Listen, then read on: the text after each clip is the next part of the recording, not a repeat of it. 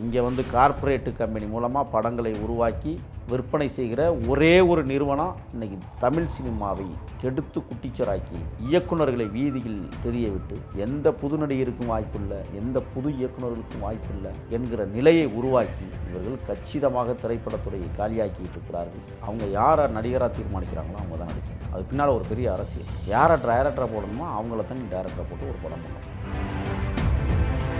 நண்பர் சிவகார்த்திகேயன் ஒரு சிறந்த நடிகர், மாற்றுக்கருத்தில் உழைப்பால் உயர்ந்தவர். அவங்க அப்பா எனக்கு படம். நான் திருச்சி சிறையில் இருக்கும்போது போகட்டும், பராசக்தியும் ஜெயிக்கட்டும், எங்களுடைய எண்ணம் அதுதான். நாங்கள் அப்படித்தான் பார்க்குறோம். எங்கள் தலைவரை தம்பி வளரட்டுமே, நம்ம தான் அடுத்த படம் இல்லையா, அவர் வந்துட்டு போகிறாருன்னு தான் சொல்லுவார். ரொம்ப எளிமையாக சொல்லிடுவார். அவர் எங்கள்கிட்டே சொல்லும்போது யாரையும் அசிங்கமாலாம் பேசுகிறாங்க, அநாகரியமாக எதையும் சொல்லிடுறாங்க. அவங்க எதிரியாக இருந்தாலும் துரோகியாக இருந்தாலும் நம்ம அவங்களுக்கு கொடுக்குற மரியாதைன்னு ஒரு மனிதர்கள் தானே. இந்த பராசக்திங்கிற படம் ஓடணும்ல, அதுக்கு எந்த படத்தை வம்புக்கு இழுக்கிறாங்க? ஜனநாயகனை இழுக்கிறாங்க. அப்படின்னா என்ன கொண்டு வராங்கன்னா, ஜனநாயகனை தோக்கடிக்கணும். இங்கே அடக்கத்தான் எழும், ஒடிக்கத்தான் வளரும். அது தெரியல அவங்களுக்கு. ஆனால் இவங்க ஏன் பதறாங்கன்னு ஒரு கேள்வி இருக்கா? படத்தில் கையை வைக்கிறீங்க. அப்படியே வந்தீங்கன்னா மாவட்ட செயலாளர் அறிவிப்பதற்கு முன்பாகவே ஒருத்தர் தூண்டி விட்டு பஸ்ஸெல்லாம் எடுத்து விட்டு போய் காருக்கு முன்னாடி விழா வைக்கிறீங்க. மதுரையில் இப்படி ஒரு அமைச்சரை கிளப்பி விட்டு, அது திமுக நாடகம் சொல்கிறீங்க. எல்லாமே திமுக தான். இந்த வைஷ்ணவின்னு ஒரு பொண்ணை கரூரில் கிளப்பி விட்டு அதுக்கு புகழாரம் சூட்டி அதுக்கு மகளாபிஷேகம் சூட்டி பேங்கன்னு தெரியல. வேலையை புத்தியே இதுதான். ஜனநாயகத்தில் சொல்லப்படுகிற கதைக்களம். தலைவர் விஜய் எவ்வாறு இந்த தேசத்தை ஆள இருக்கிறார் என்பதை பறைசாற்றுகிற விதமாக ஜனநாயகம் பணநாயகத்தை வெல்ல ஒரு 100 ஆண்டுகள் தலைமுறைக்கு பேசப்படுகிற வார்த்தையை ஜனநாயகத்தை பிரதிபலித்திருக்கிறார். சார் வணக்கம். சார் வணக்கம். என்னன்னா, பொங்கல் முன்னிட்டு ஜனநாயகன் படம் ரிலீஸ் ஆக போகுது. விஜய் அவர்களுடைய கடைசி திரைப்படம். ஒரு மிகப்பெரிய எதிர்பார்ப்பு இருக்கு. ஏன்னா இந்த 2025 அவருடைய படம் வரலன்னு சொல்லிட்டு வசூல் ரீதியாக சரியா போகல அப்படின்ட்டு தியேட்டர் ஓனர்கள்லாம் சொல்லியிருந்தாங்க. ஜனநாயகன் படத்துக்கு சில எதிர்ப்புகளும் இருக்கு. என்னன்னா, கூட ஒரு படம் வருது, அந்த படத்தை தயாரிக்கிற கம்பெனி வந்து ஆளுங்கட்சியினுடைய கம்பெனி அப்படிங்கிற விமர்சனம்லாம் வருது. என்ன படம்? சிவகார்த்திகேயனுடைய பராசக்தி படம். அப்படி ஒரு படம் வருதா?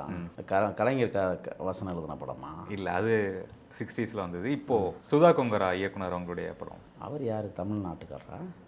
இல்லை இல்லையா?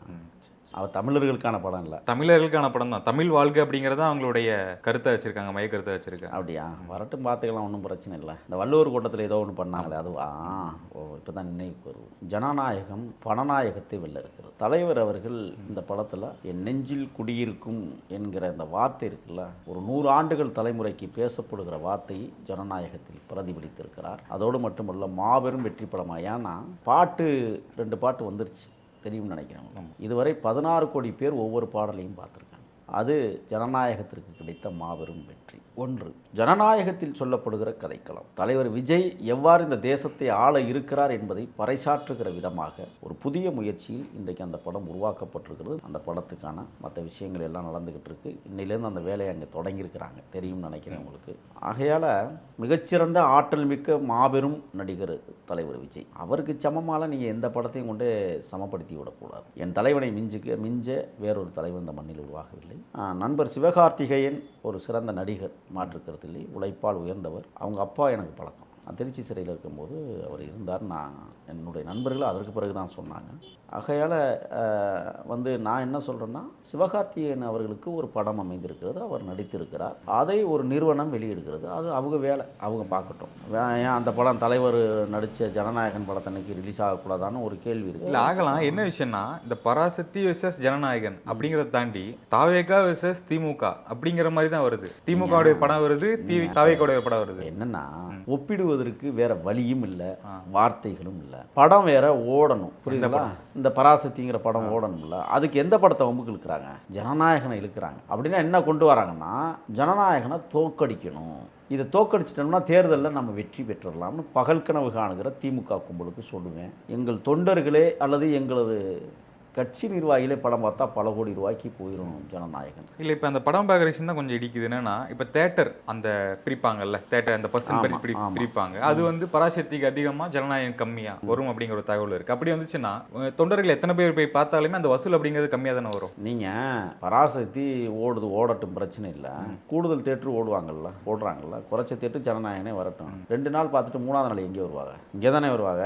கூட்டம் எகிறுகிற போது பராசக்தி தேட்டரு காலியாக இருக்கும்போது பண்ணும்போது அந்த தேட்டருக்கார ஐயோ காசு வேலை நீ ஜனநாயகத்தை ரிலீஸ் பண்ணுன்னு சொல்லுவான் 2வது நாளே. அது நடக்கும் பாருங்கள் நீங்கள். ஏன்னா அந்த மாதிரி நீங்கள் எனக்கு என் வாழ்க்கையில் நான் சொல்லுவேன், நான் திரைப்படத்துறை சார்ந்தவன். அழகின்னு ஒரு படம் வந்தது, தங்கர்பச்சான் படம், தெரியுமா உங்களுக்கு? தெரியும். அந்த படத்தை ரிலீஸ் பண்ணும்போது ஒரு வாரம் வசூலே இல்லை. அதுக்கு பிறகு என்ன நடந்துச்சு, அப்புறம் ஓட ஆரம்பிக்கும் போது எடுத்த தேட்டரு திருப்பி வாங்கினாங்க, தெரியுமா உங்களுக்கு? திருப்பி ரிலீஸ் பண்ணா, 2வது ரிலீஸ் பண்ணா வேண்டான்னு சொல்லி தூக்குன படத்தை மாபெரும் வெற்றியை அந்த படம் வந்து தங்கர்பச்சானுக்கு கொடுத்துச்சு. உங்களுக்கு தெரியும்னு நினைக்கிறேன். அந்த மாதிரி தான் நீங்கள் வந்து பார்த்தீங்கன்னா இப்போ போகட்டும், பராசக்தியும் ஜெயிக்கட்டும், எங்களுடைய எண்ணம் அதுதான். நாங்கள் அப்படித்தான் பார்க்குறோம். எங்கள் தலைவர் என்ன சொல்லுவார்னா, தம்பி வளரட்டுமே, நம்ம தான் அடுத்த படம் இல்லையா, அவர் வந்துட்டு போகிறாருன்னு சொல்லுவார். ரொம்ப எளிமையாக சொல்லிடுவார் அவர். ஏன்னா அவரை பற்றி எங்களுக்கு தெரியும் என்னென்னு. எங்கள்கிட்டே சொல்லும்போது யாரையும் அசிங்கமாலாம் பேசிடாதீங்க, அநாகரிகமாக எதையும் சொல்லிடாதீங்க. அவங்க எதிரியாக இருந்தாலும் துரோகியாக இருந்தாலும் நம்ம அவங்களுக்கு கொடுக்குற மரியாதைன்னு ஒரு மனிதர்கள் தானே என்று சொல்லக்கூடிய மகத்தான தலைவனை நாங்கள் அடைந்திருக்கிறோம். அதனால் பராசக்தி வரட்டும், வெற்றி பெறட்டும், நல்லா இருக்கட்டும், நாங்கள் வாழ்த்துறோம். ஜனநாயகன் படத்தை எங்கள் தொண்டர்கள் வெற்றி பெற வைப்பார்கள். அது தானாகவே நடக்கும். இல்லை, இப்போ ஒரு படத்தை முடக்க நினைச்சால் பார்ட்டியும் முடக்க நினைக்கலாம் அப்படிங்கிற எண்ணமா? அது யார் முடங்க போகிறது?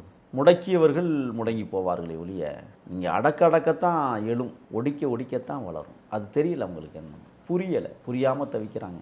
நீங்கள் ஒன்றும் இல்லை, இப்போ தலைவர் ஒரு பேண்ட் சட்டை போடுறாரு வழக்கமாக, வெள்ளையும் காக்கி நிறத்தில் இருக்கிற ஒரு பேண்ட்டு. இந்த கட்சிக்கு இப்போ அந்த நிறமே பிடிக்காது, அது அவரில் போடுறாரு.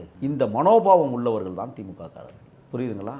எதை தொட்டாலும் அதுக்கு ஒரு எதிர்வினை. என்னென்னமோ பண்ணி பார்த்துட்டாங்க, எதையோ செஞ்சு பார்த்துட்டாங்க. இப்போ என் போன்றவர்கள் கட்சியில் இணைஞ்சோன்னா அதுக்கு ஒரு காசு கொடுத்து இவன் பின்னணி என்னடா அதை ஆராயுங்கடான்னு சொல்லி அதுக்கு ஒரு வீடியோ போடுறது. காசு வாங்கிட்டே சில பேர் வீடியோ போடுறான், தெரியுமா? அதுவும் சும்மாலாம் கிடையாது.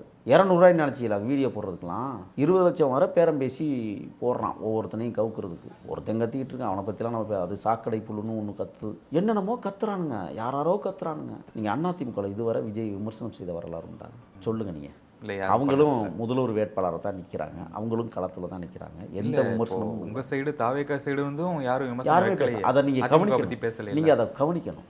நீங்கள் தனி முதல்வராக வேட்பாளராக அறிவிக்கிறீங்க, நாங்கள் எங்கள் கட்சி தலைவர் விஜயை நாங்கள் அறிவிக்கிறோம். அவங்களும் பேசலை, நாங்களும் பேசலை. களம் சமமாக போய்கிட்டே இருக்கு அப்படி. ஆனால் இவங்க ஏன் பதறாங்கன்னு ஒரு கேள்வி இருக்கா? படத்தில் கையை வைக்கிறீங்க. அப்படியே வந்தீங்கன்னா மாவட்ட செயலாளர் அறிவிப்பதற்கு முன்பாகவே ஒருத்தர் தூண்டி விட்டு பஸ்ஸெல்லாம் எடுத்து விட்டு போய் காருக்கு முன்னாடி விழா வைக்கிறீங்க. அது எங்கே நாங்கள் அதை குடும்ப சண்டையாக பார்க்குறோம். அந்த தங்கை மாறுவான்னு நம்புகிறோம். ஏதோ தூக்க மாத்திரலேருந்து நிச்சயம் அதெல்லாம் தேவையில்லாத விஷயங்கள். மதுரையில் இப்படி ஒரு அமைச்சரை கிளப்பி விட்டுருக்கு, அது திமுக நாடகம்னு சொல்கிறீங்க? எல்லாமே திமுக தான். இந்த வைஷ்ணவின்னு ஒரு பொண்ணை கரூரில் கிளப்பி விட்டு அதுக்கு புகழாரம் சூட்டி அதுக்கு மடாபிஷேகம் சூட்டி இப்போ எங்கன்னு தெரியல. இவங்க வேலையே புத்தியே இதுதான். அதனால் இப்போ இந்த ஜனநாயகனையும் முடக்கிடுவோம்னு பார்க்குறாங்க. படம் வந்து பராசக்தி எடுத்த தியேட்டருக்காரன் பூரா இப்போ என்ன செய்ய யோசிப்பான், மண்டைகளை யோசிச்சுக்கிட்டே இருக்கான். இதை வாங்குறதா அதை வாங்குறதா, நம்மளை நெருக்கடி கொடுத்து இந்த படத்தை வாங்க வச்சுட்டாங்களேன்னு ஒரு பக்கம் ஓடும் மண்டைக்கில். இது எப்போ திரும்ப வெளியில் வரும்? தமிழக வெற்றி கழகம் ஆட்சி அமைக்கிற போது உண்மைத்தன்மைகள் வெளியில் வரும். எங்களை இப்படிலாம் பண்ணிட்டாங்க செஞ்சுட்டாங்க, எல்லாத்தையும் முடக்கும். இங்கே வந்து கார்ப்பரேட்டு கம்பெனி மூலமாக படங்களை உருவாக்கி விற்பனை செய்கிற ஒரே ஒரு நிறுவனம் இன்றைக்கி தமிழ் சினிமாவை கெடுத்து குட்டிச்சராக்கி இயக்குநர்களை வீதியில் தெரிய விட்டு எந்த புது நடிகருக்கும் வாய்ப்பில்லை, எந்த புது இயக்குநர்களுக்கும் வாய்ப்பில்லை என்கிற நிலையை உருவாக்கி இவர்கள் கச்சிதமாக திரைப்படத்துறையை காலியாக்கிட்டு இருக்கிறார்கள். ஆக இல்லை, இதுக்கு வந்து நிறைய பேர் எதிர்த்திறப்பானதை சொல்கிறாங்களே விமர்சனம் எல்லாமே.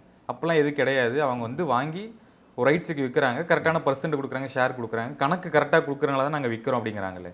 அதுக்கு என்ன பதில்? இல்லை, நான் ஒன்று கேட்குறேன். அவங்க யாரை நடிகராக தீர்மானிக்கிறாங்களோ அவங்க தான் நடிக்கணும். அது பின்னால் ஒரு பெரிய அரசியல் இருக்குது. யாரை டைரக்டராக போடணுமோ அவங்கள தான் நீ டைரக்டராக போட்டு ஒரு படம் பண்ண முடியும். ப்ரொடியூசருடைய வேலை அதுதானே? இல்லை, ப்ரொடியூசர் வேலை நான் ஒரு இயக்குனர் ஃபிக்ஸ் பண்ணுறது ப்ரொடியூசர் தான். ப்ரொடியூசர் ஓகே, வாங்குறவன் ஏன் ஓகே பண்ணணும்? வாங்கி விற்கிறவனுக்கு என்ன வேலை சொல்லுங்கள்? கஷ்டப்படுறது ப்ரொடியூசர் பணம். அவன் டிஸ்ட்ரிபியூட் பண்ணாலுமே அவங்க தான் ஃபிக்ஸ் பண்ணுறாங்க. ஆமாம், அவங்க தான் ஃபிக்ஸ் பண்ணுறாங்க. அதுதான் இப்போ இங்கே நடக்கிற பெரிய விஷயமே. நடிகர் தான் நடிகை, இது நடிகைகளுக்கே ஒப்பந்தம் போட்டுக்கிட்டு இருக்காங்க, தெரியுமா? இப்போ நான் ஒரு நடிகரை வந்து தேர்வு பண்ணுறேன், ஒரு நடிகையை நான் தேர்வு பண்ணுறேன்னா நான் கால் ஷீட் யார்கிட்ட போய் கேட்கணும்னா அவங்கள்ட்ட தான் கேட்கணும். நடிகர்கள்ட்டையோ நடிகைகள்கிட்டயோ கேட்கறது இல்லை, அவங்க கொடுக்கணும். அப்போ தான் இவங்க ஒத்துக்குவாங்க. ஒரு மிகப்பெரிய இடைத்தரகு வேலையை அவர்கள் செய்து தமிழ் சினிமாவை குட்டிச்சோறாக்கி கொண்டிருக்கிறார்கள். அதுக்கெல்லாம் எங்கள் தலைவர் இனிமேல் வாய்ப்பு தர மாட்டார். ஜனநாயகன் படம் இறுதி படமாக இல்லை, அவருடைய படமே 2-3 படம் ரெட் ஜெயண்ட் ரிலீஸ் பண்ணியிருக்காங்க கடந்த 2-3 வருஷம். ரெட் ஜெயண்ட் ரிலீஸ் பண்ண எல்லா படமும் ஓடிடுச்சா? மாபெரும் இல்லை விஜய் அவர்களுடைய படமும் அவங்க தான் ரிலீஸ் பண்ணாங்கன்னு சொல்கிறேன். இல்லை அதான் சம்பாதிக்கிற நோக்கம் தானே அவங்களுக்கு. இப்போ ஒன்றும் இல்லை, பராசக்தின்னு ஒரு படம் வரலைன்னா ஜனநாயகனா அவங்களே விலைக்கு வாங்கியிருப்பாங்க. எங்கள் தலைவர் என்ன சொல்லியிருப்பாரு, ஓகே ப்ரொடியூசர் நல்லா இருக்கட்டும், டைரக்டர் நல்லா வளரட்டும், ஓகே ஒன்றும் பிரச்சனை இல்லை அப்படின்ட்டு போயிருப்பார். இப்போவும் அவர் ஒன்றும் சொல்லலை, எங்கேயாவது வாய் திறந்துருக்கிறாரா? பராசக்தின்னு ஒரு படம் வருது அப்படியே வரட்டும் பார்த்துக்குவோம் அப்படின்னு எங்கேயாவது பேசியிருக்கிறாரா? இல்லையே. எங்களை பொறுத்தவரை என்ன, பராசக்தியும் ஓடட்டும், இங்கே ஜனநாயகனா எங்கள் தொண்டர்கள் ஓட விடுவாங்க, தயாரிப்பாளரும் நல்லா இருப்பாங்க, டிஸ்ட்ரிபியூட்டரும் நல்லா இருப்பாங்க. இதுதான் எங்களுடைய விஷயம். அதனால் ஜனநாயகத்திற்கு பராசக்தி போட்டி இல்லை அப்படிலாம் நான் சொல்ல மாட்டேன். அவங்க ரிலீஸ் பண்ணுறாங்க. இது என்ன படம் ஓடுறதுல என்ன போட்டி இருக்குது? மக்கள் நல்ல கதையாக இருந்தால், நல்ல கதைக்களமாக இருந்தால், நல்லா நடிச்சிருந்தா ஏற்றுக்க போகிறாங்க. கதை சரியில்லை, நடிகர் நல்லா இருக்கிறாருன்னு சொன்னாலும் ஓடாது. இல்லை நடிகர் சரியில்லை, கதை சூப்பராக இருக்குனாலும் ஓடாது. இது தமிழ் சினிமாவுடைய எழுதப்படாத விதிகள். அந்த விஷயத்தில் இன்றைக்கி ஜனநாயகன் மாபெரும் வெற்றியடைய இருக்கிறது, பராசக்தி வெற்றி அடையட்டும். ஓகே, விஜய் அவர்கள் மேலே ஒரு கருத்து என்னென்னா, இந்த ஒரு எலெக்ஷன் மே மாதம் ஜூன் மாதம் முடிச்சுட்டு அந்த ரிசல்ட் தெரிஞ்சுட்டு படத்துக்குள்ளே வந்துடுவார், மீண்டும் படம் நடிப்பார் அப்படிலாம் சொல்கிறாங்க, எல்லாருமே சொல்கிறாங்களே. எம்ஜிஆர் நடித்தார், முதலமைச்சராக வந்ததுக்கு பிறகு அவர் நடிக்கலை. புரட்சி கலைஞர் நடித்தார், துணை எதிர்க்கட்சி தலைவராக வந்ததுக்கு பிறகு அவர் நடிக்கலை. சரிங்களா? எங்கள் தலைவரும் அதே பாணியில் தான் இன்றைக்கி நிற்கிறாங்க. என்டி ராமராவே அரசியலுக்கு வந்ததுக்கு பிறகு நடிக்கலையே. இல்லை, இது எப்படி சொல்கிறாங்கன்னா ஒரு விமர்சனமாக தான் வைக்கிறாங்க. அந்த ரிசல்ட் தெரிஞ்சால் திரும்ப அப்படியெல்லாம் இல்லைங்க, அப்படி சொல்கிறாங்க. அதுக்கு மக்களுக்கு பணியாற்ற வந்துட்டார், முடிஞ்சிருச்சு. அவர் இனிமேல் நான் படத்தில் நடித்து சம்பாதிக்க வேண்டிய அவசியம் அவருக்கு இல்லை. ஒன்று, ஒரு ஃபீல்டில் இருக்கிற நடிகர் ஒரு ஃபீல்ட் தலைவராக ஆயிட்டார். அதனால் மக்கள் அதை இனிமேல் தலைவராக தான் பார்ப்பாங்களே ஒழிய நடிகராக பார்க்க மாட்டாங்க. தலைவராக பார்க்குறத விட மக்கள் முதலமைச்சராக பார்க்குறாங்க. முதல்வர் ஆவார். இந்த படத்துக்கும் அதுக்கும் சம்மந்தமே கிடையாது. தேர்தலுக்கும் படத்துக்கும் தொடர்பில்லை. தேர்தல் என்பது வேறு, படம் என்பது வேறு. அவர் தன்னுடைய திரைப்பட வாழ்க்கையை போதும்னு நினைக்கிறாரு. போதும்னு நாங்களும் சொல்கிறோம். அடுத்து முதலமைச்சர் நடிக்க வேண்டிய அவசியம் இல்லை. மக்களுக்கு களப்பணியாற்ற களமிறக்கப்படுகிறார். அதனால் பராசக்தியும் வெல்லட்டும், எங்களது தலைவர் நடித்த ஜனநாயகன் மாபெரும் வெற்றியாகட்டும். எங்களுடைய கருத்து அதுதான். ஒரு இறுதியான கேள்வி என்னென்னா, நடிகர் கருணாஸ் அவர்கள், முன்னாள் எம்எல்ஏ அவர்கள் என்ன சொன்னாருன்னா, நானும் திரைக்கலைஞர் தான், அங்கிருந்து தான் வந்திருக்கேன், உங்களுக்கு 200 கோடி சம்பளம் வாங்கினீங்கன்னா நான் 20 லட்சம் சம்பளம் வாங்குறேன், எல்லாமே சொல்லிவிட்டு ஒரு பிரச்சனைனா நைட்டு எத்தனை மணி ஆனாலுமே அந்த விஷயத்துக்கு போய் நிற்கணும், அவங்க தான் உண்மையான தலைவன், அவங்க தான் மக்கள் விரும்புவாங்க, அதை விட்டுட்டு ஓடி போகிறவங்கள எப்படி மக்கள் விரும்புவாங்க அப்படின்னு கேட்குறாரு. அவர் எந்த கரூர் விஷயத்தை சம்மந்தப்பட்டு தான் கேட்குறாரு. அவர் பிறந்த ஊரில் தான் நானும் பிறந்தேன். அவர் ஒரு கட்சி ஏதோ ஒரு சாதி கட்சி வச்சுருக்கிறாருல, அதுக்காவது அவங்க ஊரில், அவர் பிறந்த ஊரில் ஒரு உறுப்பினரை சேர்க்க சொல்லுங்க. எங்கள் தலைவரெலாம் சீன்றதுக்கு உங்களுக்கு தகுதி இல்லை. ஒன்று. ரெண்டாவது, பெரிய படையை வச்சுருக்கேன்னா காட்டுறாருங்களா இல்லையா? எந்த படை? இந்த மேலெல்லாம் வருமே அந்த படையா? புலிப்படைன்னு சொல்லி வச்சுருக்காங்க. அந்த பேருக்கு ஏதாவது தகுதி இருக்கணுங்க. அவரெல்லாம் யார்? எங்கள் தலைவர் எப்போதுமே ஒன்று சொல்லுவார், நீ நன்றாக மேலே யோசித்து பாரும்பார், கீழே யோசிக்காத மாதிரி. இவங்கெல்லாம் கடைநிலை சினிமாக்காரர்கள். அவர்கள் அந்த இடத்த அடையலைன்னா அவர் ரொம்ப பொறாமப்பட்டு பேசுகிறார். அவர் ஒரு சாதி சங்க தலைவர். அவர்களாம் நாங்கள் போய் சொல்ல வேண்டிய இல்லை, சொன்ன கருத்து சரிதானே. எந்த நேரமாக இருந்தாலும் மக்கள் பிரச்சனை போய் நிற்கணும்ல. இவர் போனாராமா? அவர் முதல்வர் குறிப்பிட்டு சொல்கிறாரு, முதல்வரையும் விஜயும். முதல்வர் போய் நின்னார்ல. இல்லை, இவர் போனாரா? இவர் ஒரு கட்சிக்கு தலைவர்னு சொல்லக்கூடியவர். திருவாடனையில் எங்கேயாவது போயிருப்பார் நீங்கள் நினைக்கிறீங்க? திருப்பி ஏன் திருவாடனைக்கே போக வாய்ப்பு இல்லை. சரி, இவர் பிறந்த ஊரான திருமயம் தொகுதியில் எங்கள் போட்டியிட்ட சொல்லுங்கள் பார்ப்போம். வாய்ப்பு இருக்கா? ஒரு செய்தி உங்களுக்கு சொல்லணும். அவர் ஏன் ஊருக்காரர், நான் அதனால் சொல்கிறேன். எங்கள் கிராமத்தில் நடக்கிற சில விஷயங்களுக்கே இவர் வர்றதில்லை. எங்கள் ஊரில் அதனால தான் ஒருத்தர் கூட உங்களுக்கு உறுப்பினராகவும் இல்லை உங்கள் கட்சியில். சரிங்களா? ஆனால் உழைப்பால் உயர்ந்தவர், நாங்கள் மதிக்கிறோம். அதை ரொம்ப வறுமைப்பட்ட குடும்பத்திலிருந்து வந்தவர், வாழ்த்துறோம். இப்போ நீங்கள் வளர்ந்துட்டீங்களான்னா அதுவும் இல்லை. திமுகவுக்கு சொம்பு தூக்குற வேலையே. இப்போ அவர் பேர் என்ன தெரியுமில்ல? உண்மையான பேர் கருணாஸ் இல்லை, கருணாநிதி. அதனால் அவர் அப்படி தான் பேசுவார். அதனால் கருணாநிதிகளுக்கெல்லாம் நாங்கள் பதில் சொல்கிறது இல்லை. ஓகே.